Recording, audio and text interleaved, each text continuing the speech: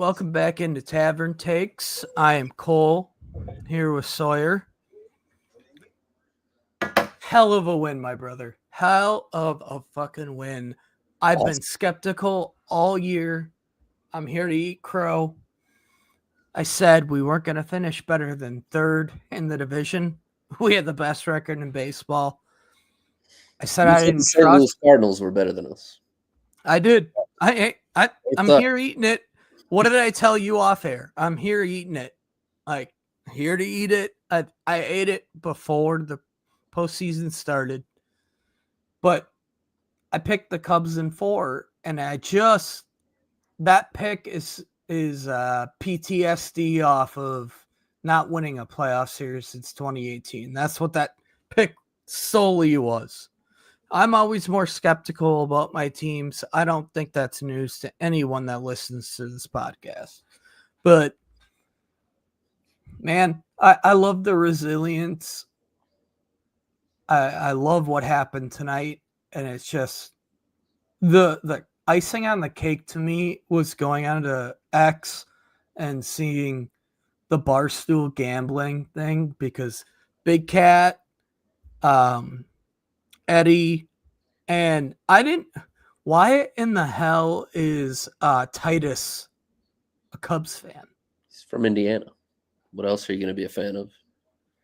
You could be a Red. I guess than any other city. I guess for some reason Chicago I was thinking Detroit, pretty much. I was thinking Reds for some reason. No, that's on the other side of Ohio. Cleveland's closer than Cincinnati. Well, yeah, that's on me. But watching them watch the final out and then say nothing to the camera and just walk away is all I need. That was great. I was going to be in hell if the Seahawks lost to the Jaguars and the Brewers lost tonight. I walked in our house. I was telling you off air, I walked in our house because I went on a walk when the game started and it was going well enough that I'm like, I'm not tempting fate. I'm just not going to do it. I sat on a picnic table across the street from my house for the entire game tonight until that last out was recorded and walked in. And I just walked in like pumping my fists and my wife goes, they didn't even make the World Series. And I'm like, yet. You don't understand. You don't Megan. understand this. She's a Twins fan. If she's a fan of anything, but she don't understand it. Like the first time since 2018 since I've had happiness in the postseason, and it's just no taken away from it. Wisconsin lost 37-0 to Iowa. Luke Fickell should be. How do I say this without being racist? Put on. He's a white guy. I don't know. Take away his key. Don't let him back in the building. There's no excuse. I was dead wrong. I will not let you say that Paul Chris would have done better because there's a reason Paul Chris doesn't have a job right now. He would have because he doesn't want. We're not talking about that. What a blessing! What a blessing, though, for Luke Fickell to have that game at least happening at the same time as the Brewer game. Oh, right. People weren't paying attention. I didn't watch a second of that game, but I gotta imagine that stadium was. I saw some empty. I saw some Snapchat stories of people who were there, and it was more full than I expected it to be for sure. Well, you're going to get those 50, 60-year-olds who are do or die, whatever. Forget that shit. We're not talking about that shit. We're not here No. We're here to talk about this Brewers team going up 2-0, pissing away 2 games on the road. Pissing away game 3. Game 3 was the one where when we lost that one, I was like, oh boy. And then I thought, well, maybe game 4, we'll handle business with Freddie. And then we got our ass kicked Kind in of game 4. kind of the nice thing about getting our ass kicked in game 4, and I've seen this in NBA series before too, where when like you're getting your ass kicked like that, like you've already turned the page to the next game by the time that game's over. And I think sometimes that can help. Like that's almost better than losing game 4 close. Well, and you don't have to like expend. Right. Yeah, we're not Pitchers. using major arms. Granted, the Cubs Yeah. didn't have to either because it was an ass kicking, but I still absolutely I did not feel confident coming in tonight, and then Contreras hits that homer, and I'm like, oh, let's go. And we got out of a first inning. yeah, Both I teams was got out of a first inning. I had said to Josh probably yesterday already. I was like, if we can just get through the top half of the first inning with a 0 on the scoreboard, my confidence level is going to go up 50%. And it did. Well, And then yeah. obviously Contreras hits the home run in the bottom of the first. And even after Suzuki hit his home run almost immediately after Contreras, I just felt confident. Miz did what he needed to do. Like, I think there, myself included, a lot of skepticism about him coming into the postseason. And I know he gave up that homer, but other than that, like, He was I rock don't solid. think you could ask anything more from him I think in he a, only in a gave up one more pivotal, base runner. yeah, in a pivotal winner go home game. Like, whatever, you give up one run. If you give up one run and lose, like, you shouldn't win that game anyway. Like, at that point, it's not on him. Right. You It was you lose.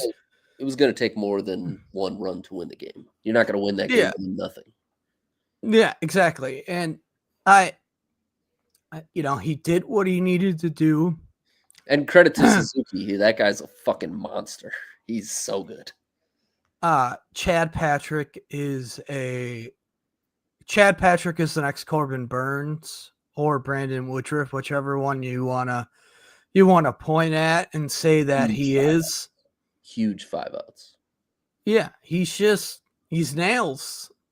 And I can't say enough about this team. I've been a skeptic all year, been loud spoken about it all year. To get this series win it just means so much to It's me, huge. at least. It means way more than I think like a Dodgers or a Yankees or pick your major club getting out of the DS series. Like it means so much to this fan base. And we were talking about it off air. You want to be competitive in the Dodger series. Obviously, you want to win it. And I pray to God we win it. But I think we can win it too. oh, yeah, I'm not saying we can't win it, but I'm also not saying like I tweeted last night. I said, someone's got to be held accountable if we lose the game tonight. Like, I don't know who the hell it is because Pat Murphy's probably your back-to-back NL manager of the year. So it's not him. It's not Arnold. Arnold's done what he's can. I think the only person you could probably shit on is Antanasio, and I've done my fair share of that already, and that is what it is. But get through this series, be competitive, take it 6 or 7 with the Dodgers. And I'm content. Obviously, would I like more? Yeah, but I'm also not going to be like, okay, someone's got to be held accountable for what the F is going on. It just feels really good after 7 years of not getting out of a first round series to win one, and not to mention against the Cubs, much Right. less with. That's the big one. Yeah. Getting And this win against the Cubs is huge. And partially because the loss would have been unbearable. Like I had said talking to my dad earlier in the day, I said, I don't know if I'll be able to watch baseball again if we lose this game. Like it would have Also, been, it would have still stung opening day next year, and I don't know if I could have turned the Brewers on and watched them. I was about ready to become a Mariners fan, and with how much the Badgers suck, just full on switching to the West Coast as my sports fandom. Obviously, Are you gonna go I Washington or Oregon? I would have went Washington. Okay, because Oregon took a tough loss today too. But Well, it had nothing to do with that. Seattle's, as someone who lived on the West Coast, the Seattle fan base is just a really damn good fan base. Like, say what you will, they're a bunch of loyal mother effers. They deserve an NBA team. Like, I don't know. It is what it is with that. But if the Brewers were to somehow take an L in the NLCS, I'm Mariners all the way. kind of speaking of the Mariners, though, like obviously the series in front of us is David versus Goliath when you look at it from a payrolls perspective. And I don't think it's an unwinnable series. No, it's not. I think we're better in a lot of areas, to be honest. We beat them 6-0. Yeah, they in haven't the beat year. us. And if we're able to get by them, I am 100% confident against either of those. Oh, I agree. I like either of those teams. I like our chances in the World Series. But, that's a big if. But I agree with you. For sure, but I'm very confident in saying at worst we're the second best team left in this thing, and I'm not so sure we're not the best team left in this. I don't have any disagreements with you at all. The only thing that really worries me about the Dodgers series is they do have, well, let's be honest, they have the better players. They have the better star power. They have the better starting. Maybe not pitching, better players. Better names. I think they have better starting pitcher than us. I think we have a better bullpen.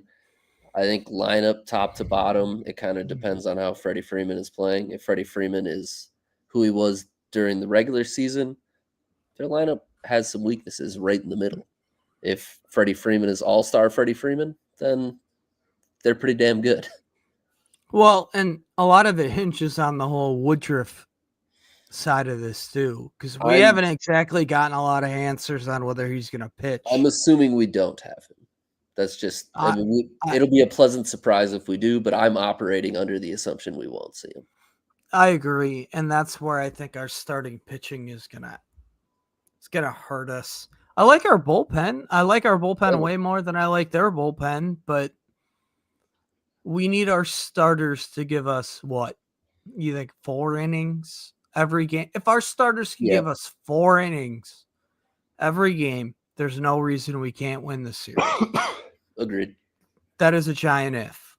So we need Priester to go back to figuring out how to locate pitches. We got to throw him in a home game. He's just better at home. Yeah. This all being said, who's throwing game 1? Is it him? Probably him was my assumption, because I think Freddie would be good to go game 2. So I think it's probably him game 1, Freddie game 2. And then you're back to the bullpen / Miz in game 3. Unless you have Woody. Yeah, I don't know. Unless you have Woody. If you have Woody, I actually all of a sudden I really like what we're putting out there. I'll be interested to see what happens with Tobias Myers. But I don't know who you take him out for. I think you take Gasser out and you put Myers in. You have to. Gasser looked terrible in the little bit he pitched. Yeah, I could see. I can entirely see that argument. And it's, let's just go into the series. It's kind of like 2018. It was almost the same thing. Although I felt way more confident in 18 than I do right now. I'll say that. I truly felt we were the better team in 18. But that wasn't even definitely had the because best of player. pitching. But it wasn't even because of No, pitching. we had Lorenzo Cain and Christian Yelich were both incredible that year. Yeah. And even Moustakas was a dog, and Very good. Travis Shaw. Jesus Aguilar, yep, Mayor, Ding Dong City. You know, we had a lot of talent on that team. A lot of good hitting. We have a lot of good hitting this year too, though. The top 6 in that order is fucking dynamite. If I had to pick the series right now, I'm probably picking Dodgers in 6. If I hear Woody is pitching, I'd say Dodgers in 7. If But Woody's pitching, I like Brewers in 6. If he's yeah, not, I think I go Dodgers in 6. Yeah, it's tough. They got, Shohei, Snell. I want to see Shohei pitch. Like I want him to start a game against us because I think we can shut him. Well, and the thing with the Dodgers, that bullpen has not exactly. It's not great. No, it's not made me believe that they can't be had, and that's one of those where I have my optimism. It's one of those series where if in game 1 or 2 we can get to their starter early, where all of a sudden they're throwing a reliever in the second or third inning, like all of a sudden we got the series by the balls, just like that. What's the format? Is it 2-3-2? 2-3-2, I believe. Is it 2-3-2? Got it. If we can take both games, got to take both games. Like, if we got a chance, we got to take both games at home. Place is going to be rocking on Monday. Shout out Josh, who lives 10 minutes from the stadium. My dad texted me after the Brewers won, and it was like, if they make the World Series, we got to go. And I'm like, yeah, like 100%. That's the same thing. If there's a World Series game in Milwaukee, you got to be there. Yeah, I'm going to go to at least one of them. Yeah. Probably not the closeout one, but if there is one. But I definitely would want to go to one. You got who are the 10 people you were telling me that you need to thank for the series? I got my list. I titled the list the people I would like to thank most for this Brewers series victory. Starting at number 1, I have William Contreras. 2 huge home runs in the series. Got us going to start this game. He put me on a pedestal. Once he hit that home run, even like I said, Suzuki answered almost immediately. I still felt confident. There was just something about that home run. 2 on the list, I got Andrew Vaughn. Once again, 2 huge home runs in the series. Obviously gives us the go-ahead home run tonight. We kept that lead throughout. Just they kept Colin Ray in for that at-bat. I thought they were going to take him out there. I was really surprised they left him in there, and Vaughn made him pay. No. Before you go on, there were a lot of Cubs fans that wanted him for a majority of that game, and it was kind of the whole suck it principle of we could have kept him if we'd have paid him, blah, blah, blah, whatever. I saw way too many Cubs fans, way too confident in Colin Ray. Yeah, I had said this like way back in June or July, where I was like, one of the people they're most dependent on is Colin Ray. That guy sucks. Yeah, no. Anyways, number 3, I have Chad Patrick. Huge 5 outs tonight. An unbelievable 5 outs, especially first and second. He comes in. Ashby gets the first out, but first they had first and second with no outs. Ashby gets the strikeout. Patrick comes in with 1 out, gets 2 big outs, and then obviously shuts it down in the 7th too. Number 4. Hold on, we got a guest experience. We got a guest. Who's the guest? What's up, my brother? We live.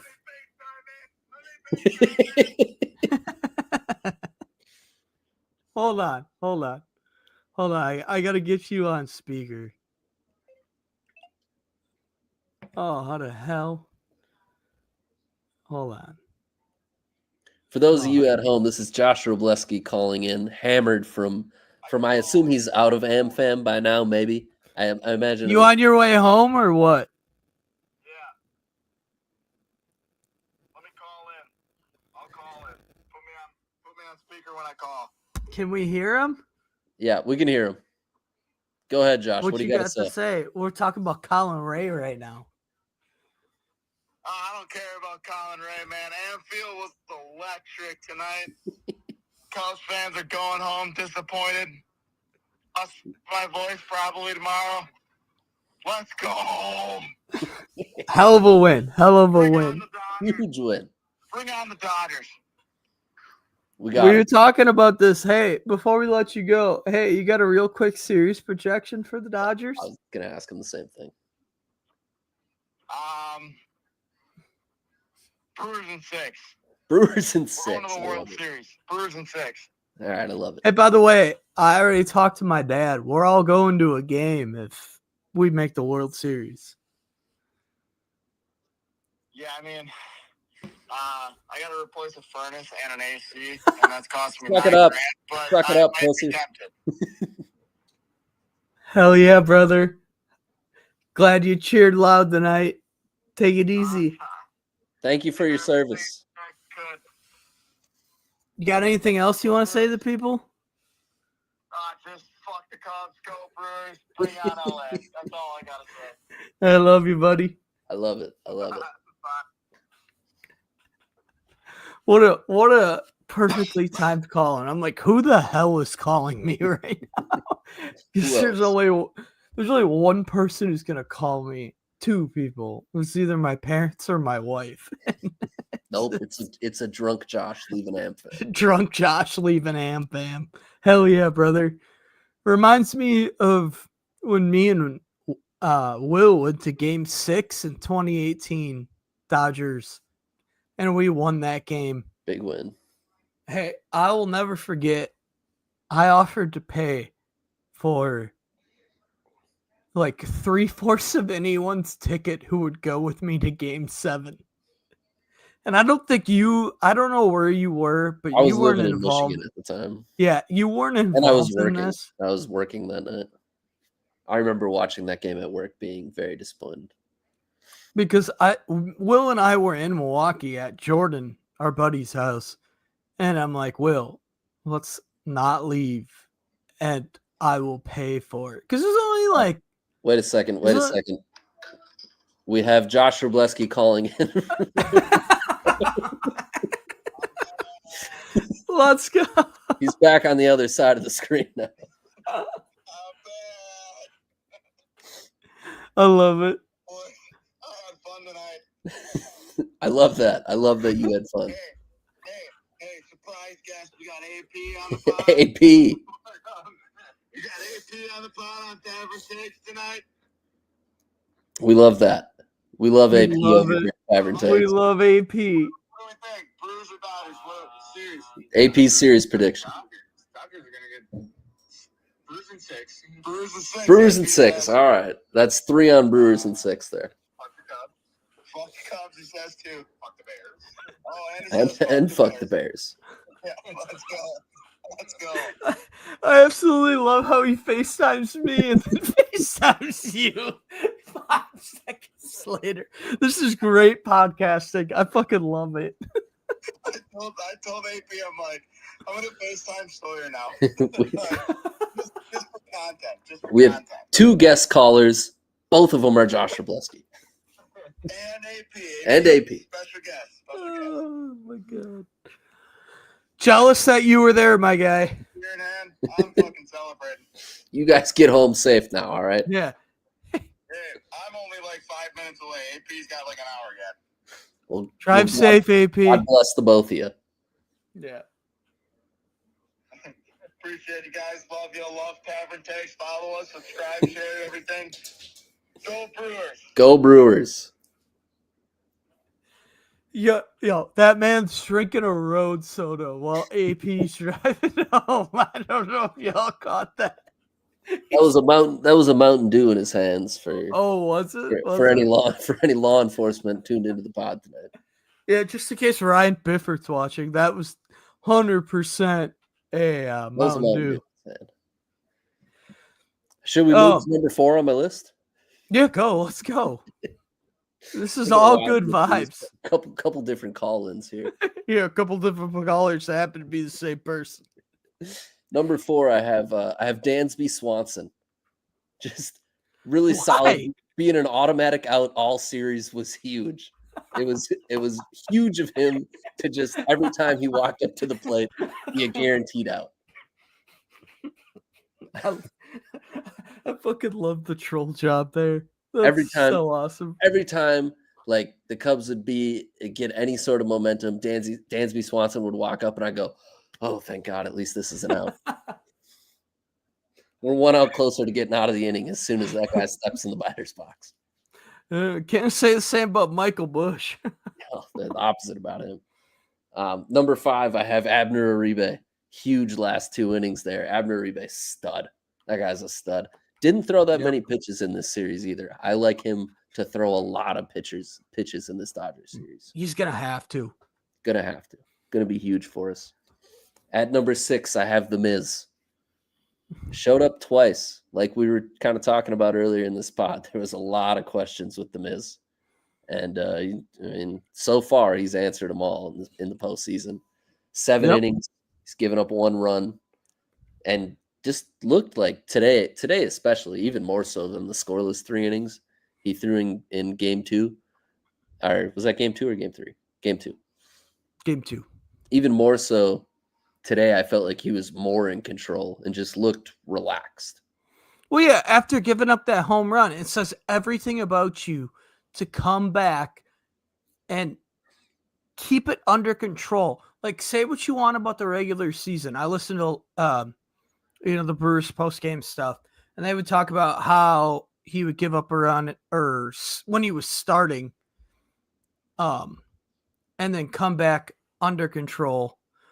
Did you see your wife wants a water? No, I didn't see that. I'm not on the Facebook comments. Is my wife requesting a water? 10:54, your wife requested a water. So if you would like to go get her a water quick while I ramble, you can do so. All right. Yeah, you fill time for the next 1 minute and 5 seconds here. All right. Go get your wife a water. So as Sawyer walks away, we were talking about Miz, and I have been a big proponent in this group, in our group chat, the Tavern Takes group chat, that I didn't know that Miz was reliable during the postseason. I really did not think he was. I didn't see how he could be on the postseason roster. And he's come in and he's done exactly what he's needed to do. We were talking about it earlier. Yeah, he gave up that home run tonight. But shit, if this is going to go to extras 1-1, that's not on Miz. Like a game 5 do or die. You need to score more than 1 run. And he gave up that homer, but he resettled back in. He calmed down. He ate, I believe it's 4 innings. And it's just huge. Like, there's going to be a lot of people post-game, national media talking about, we're going to talk about William Contreras home run. We're going to talk about Andrew Vaughn home run. We're going to talk about Bryce Terang run. Miz settling down and doing exactly what he needed to do for us to just ride the storm out and only give up 1. Like, Sawyer had him at 5, right? 5 or 6? 6. 6. Like, he's at 6 for the overall series, but tonight, I'd argue he's 1 or 2. Like, you can't, I was just saying when you walked away, like, everybody's going to talk about Contreras and Vaughn and Turang, rightfully so, for hitting those home runs. But Mizorowski, especially after the dumpster fire that was the end of the year, being able to come in, give up a home run, settle in, and just eat innings. And he did it on multiple occasions. Like, it's huge because I didn't know that he could be a guy in the postseason for us, to be honest with you. At the end of the year, it was like, should this guy even be on the postseason roster? And he's come in and he's done wonders. Like, just, I can't say enough about Miz. Go 7 ahead. innings, one run allowed. It speaks for itself, truly. And segue into the guy you were just talking about. 7 is Bryce Terang with the insurance home run. This with the series he was having, really not hitting the ball at all. I was sitting almost right where I am now. My wife was sitting right next to me, and I said, Terang needs to do something. And then on the first pitch, he hit a 416-foot home run. I was like, in my mind, I was like, I just need to see him get like a base hit to get some momentum going into the next He'll series. get going. Yep. But he gave us a 416-foot home run and kind of iced the game. Like, from that point onward, I was 100% confident. I mean, I thought we were going to go Koenig to Uribe, but I knew at that point, up 2 runs with those 2 guys still available, the game was over. Yep. At number 8, I have Bob Uecker. Shout out Uecker Magic. He didn't do anything in this series. He's not even alive. But it's, come on, we're not. Are we the best team in baseball if Bob Uecker didn't die? Probably not. No, I agree with you. And I have no stats to back that up, but that's just the feeling. That's the feeling. If we win a World Series the year he died, it's team of destiny bullshit is what it is. It is, like, absolutely. I mean, talk about a guy who means so much to the franchise. Not even, I mean, he did play for the franchise, but he wasn't a good player. Just as a personality. Like, just, who cares? He announced for us for like 50 fucking years. Like, and the most beloved guy of all. Everyone loved him. Anybody who knows him, anybody who's ever met him has, like anybody from Hollywood actors to baseball players to other announcers, like just everybody has something awesome to say about the guy. There's a reason when we went on the road that all those road teams did a thing for him.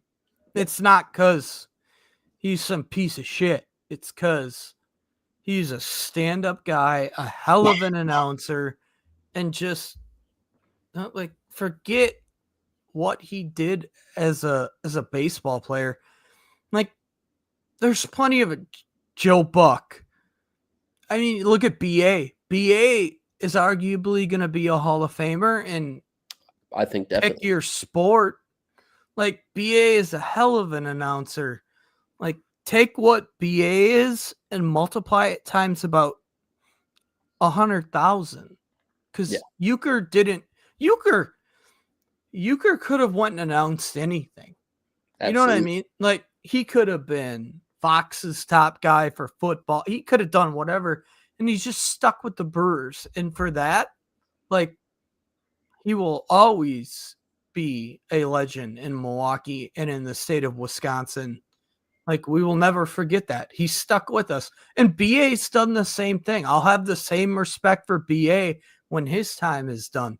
Like, absolutely. Does he go do other stuff? Fuck, if I was him, I would too, to make the money that he's making doing that stuff. But he still calls Brewer games every summer. Like, absolutely. That's just respect. You got nothing more to say about it. It's great. It's great. Shout out. 9. 9 is Pat Murphy. Just pushing the right buttons, man. He really did, coming into today. I think McGill as the opener was a hell of a call. I've had a lot of terrible takes. Like, sure have. Astronomically god-awful takes.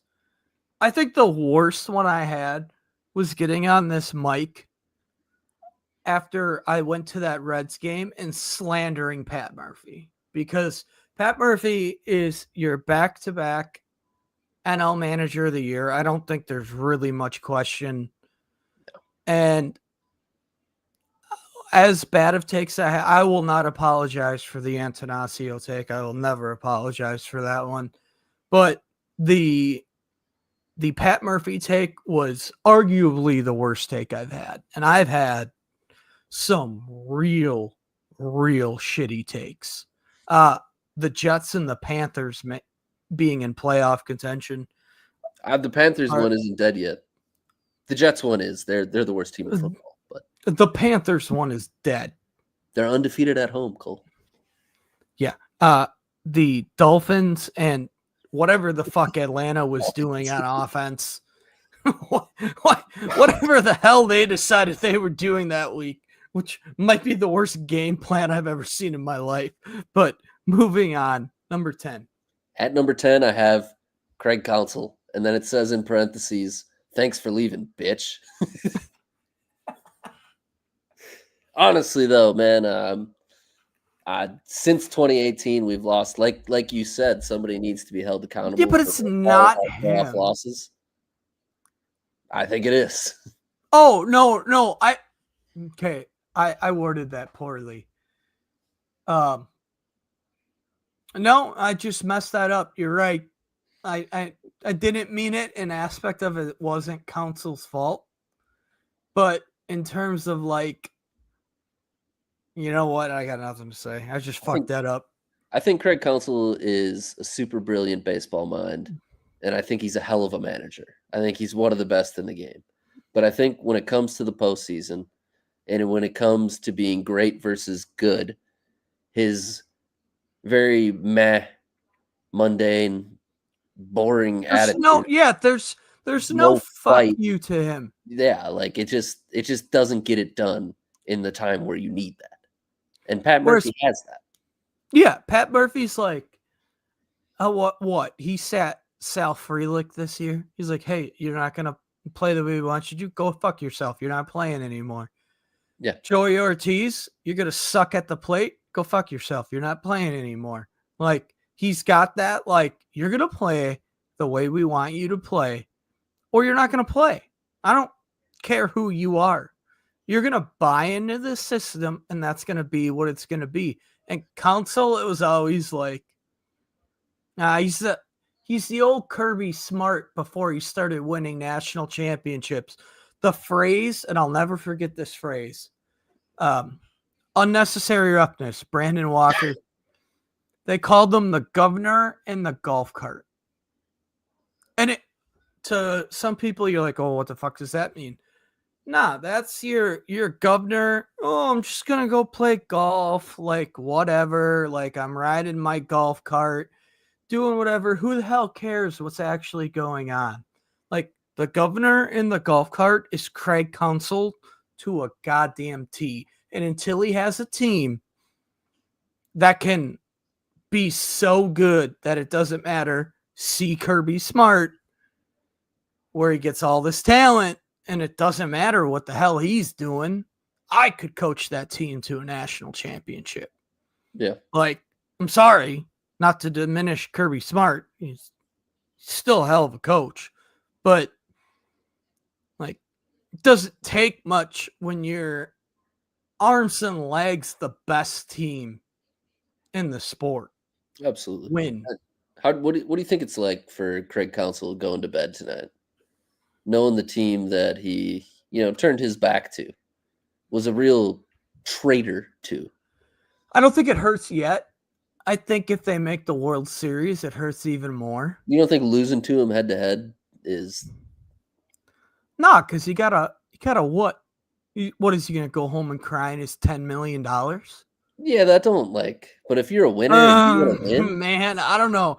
$10 million is a lot to feel good about and to go crying. I don't know, man. Anthony Bourdain killed himself. Here's the thing.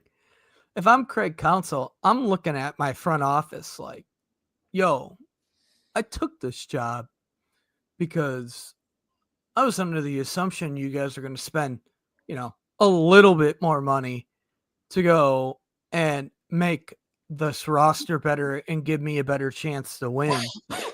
And to be honest, as much as this loss is on Craig Counsell, it's on the Cubs front office too. Like, They needed pitching help at the trade deadline. They didn't do jack shit. It wasn't a lot of They pitches didn't nothing. Oh, they brought in what, Kittredge and that pitcher that ended his season after one inning. Yeah. Like, look, if you're the Brewers and we don't make moves, Which we didn't. hell, you're prone to expect that. Like, our owner's cheap as hell. If you're the Cubs and you do that shit, that's a whole nother, like, it's a whole nother apple to bite out of, because one of those franchises is known for being bottom 10 in payroll and not spending money. The other one of those franchises is known to being top 10 in that payroll and going out there and trying to win. Trust me, the thing that's going to bite Cubs fans way more than Craig Counsell is the fact that we're out here waxing that ass year after year with a significantly less payroll. And they're not going to pay Kyle Tucker. Like, we can talk about that too. No way they pay Tucker, nor should they, after whatever the hell he decided to put on. I know he's been hurt, but he's been bad the second half of the year. He's just been horrible. He was awful. And then talk about playing yourself out of a fat contract. Whatever the fuck PCA decided to do in the second half of the season has just been just as fucking gross. The anomaly was the first half of the year. I would like to believe he's a hell of a defense. What? Yeah, he's a really good defensive player. But also, side note, what is up with him? What are you jumping at the wall for? What is? I mean, it's a wild move, but I don't mind that one. Like, I get it. Like, oh, hey, he's out here showing effort. But you also look like a moron when it's not even like remotely close. Like he's jumping at the Terang home run. That's like, I was watching John Boy. I listened to Talking Baseball. You were giving me crap this week for not listening to the podcast last week. The only podcast I've been listening to, a lot of Talking Baseball. Not Tavern Takes. A lot of Talking Baseball. And they're like, what the fuck is this guy doing? Like, so tell me, if he doesn't have that, I think it was that a 2-out hit in game 3 where he brought those runs in, or was it a one out? In the first, yeah. If he doesn't have that hit, he looks like the biggest dipshit of this series. He wasn't good. All based off the fact that he tried to jump for 2 home run balls that, unless Jesus Christ himself was out there stretching his glove, was never being caught. Like, it's just, I don't know. It's the Cubs jersey is part of it, but I like to and the crazy aggressive style of hitting. He's like Javier Baez if Javier Baez was half as talented. Javi had a good series in that other series, by the way. He was pretty fucking good. He was good. But he reminds me a lot of just the way he chases pitches and has zero discipline whatsoever at the plate. Oh, I understand that completely. I don't, man, and here's the thing. Like, if you're a Cubs fan, what exactly are you looking forward to next year? Because arguably your best player, PCA said this himself, is a free agent. Michael Busch is going to get a whole lot of fucking money, and I guarantee you it's not coming from the Cubs. So, yeah, you lose him. Think they shell out for him, though. I mean, they have to. Well, if they don't shell out for Tucker, they certainly better shell out for him. Got to get one of the two. You probably should get both of them, but there's no way they're getting Tucker. I honestly, there's going to be some pressure on them to spend some money, though. I think if you polled Cubs fans right now, I don't think they would want them to shell out for Tucker. That's probably true. I think they'd rather them, and when I say shell out, like, Tucker's probably still going to go get, what, $360 million over like 8 years or some shit like that. I know he didn't play well this year, but the Yankees or the Dodgers or someone will give him that money. Somebody will pay. And Michael Busch isn't demanding anywhere near that. So I can way more see them And I'd rather over. have Bush, to be honest. Well, yeah, Bush looks like he actually cares. That's half the thing with Tucker too. Yeah. Like He's Tucker weird just mindset. never looked like he gave a shit about this team. Speaking He of, never. while we're Go talking ahead. about kind of looking into the future here, more bad news for Cubs fans. This is arguably the worst iteration of the Brewers we're going to see for the next few years. Obviously, it's baseball and crazy things can happen, Oh yeah. but there's a lot of talent in the minor leagues coming. And Yeah. a lot of our guys who are good right now in the majors are pretty young. And we're talking about replacing Joey Ortiz, who can't hit shit, with either Jesus Medee or Luis Pena. And technically, both of those, Medee could play short. I think Pena can play third. Can he? You can play third. No, He plays more second than third. third. But I mean, yeah, and that's just like the tip of the fucking iceberg with us. Like those are just the two best ones. I think Jesus Medee is on our roster next year. I think he gets a Churio deal. I don't know if it's this I year. think he's 2027. Yeah, I don't know if it's this year, but he gets that Churio deal next year for sure. They're gonna try to, absolutely. Well, yeah, you try. Whether he takes it or not is whatever.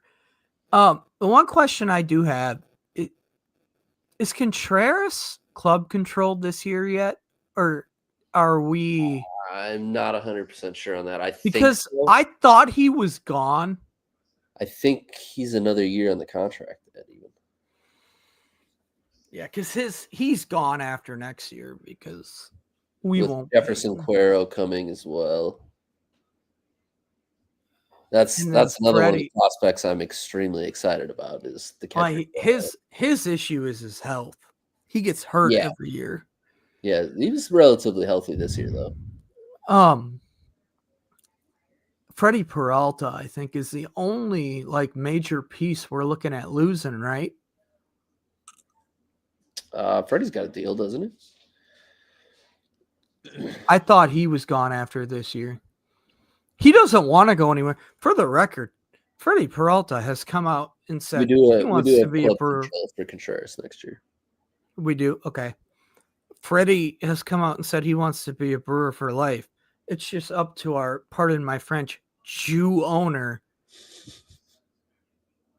to give him something. Like, the dude would probably take 3/4 the contract from us to stay around than go anywhere else. Freddie's got a club option next year as well. Oh, so we're looking at losing nobody going. Yeah, Cubs are fucked.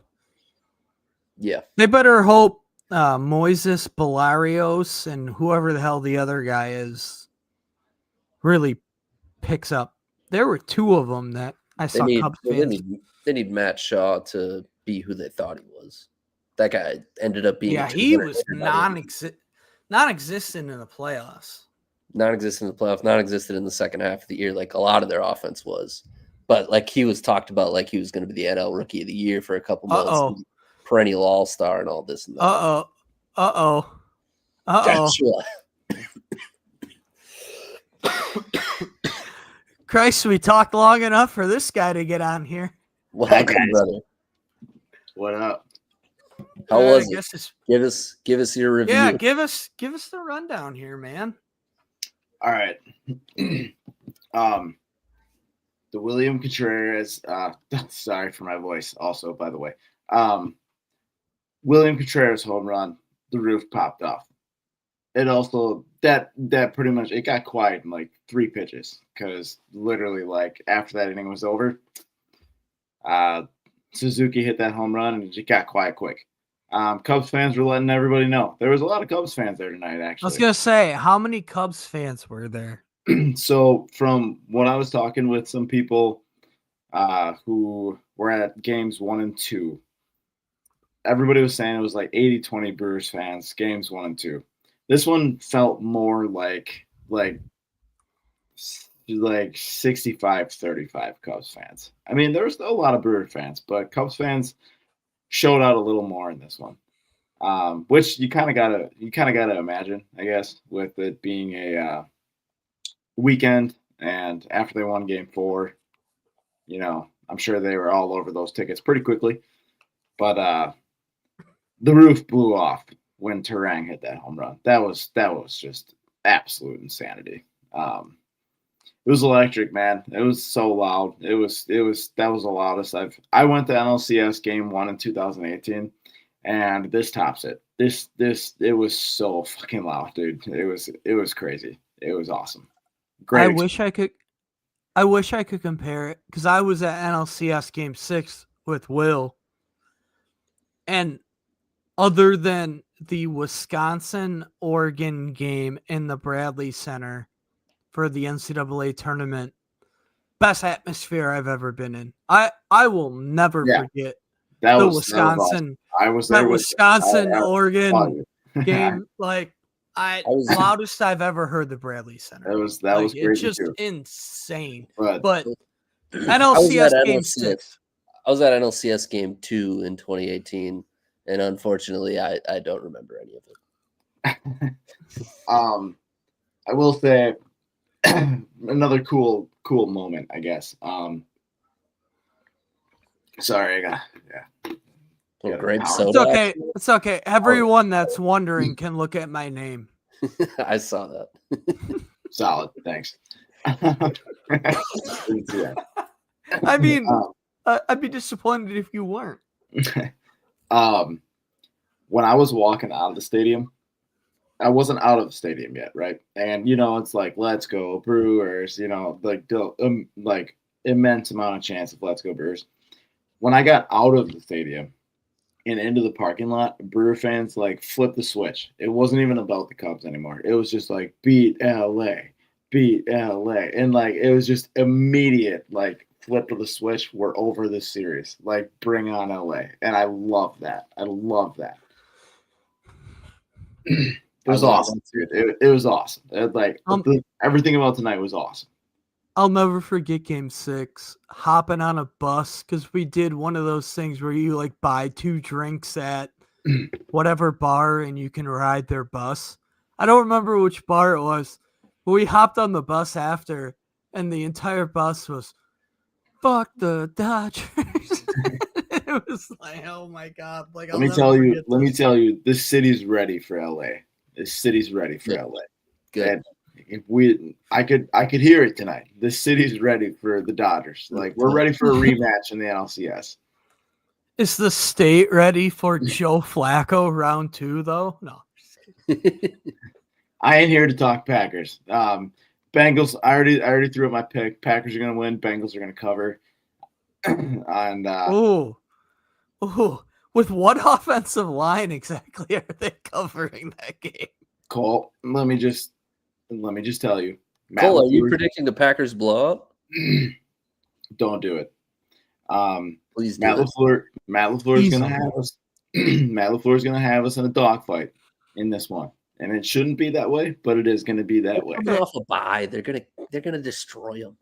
Yeah, hold on, Josh. Before you go, what the fuck did you guys do in your bye week?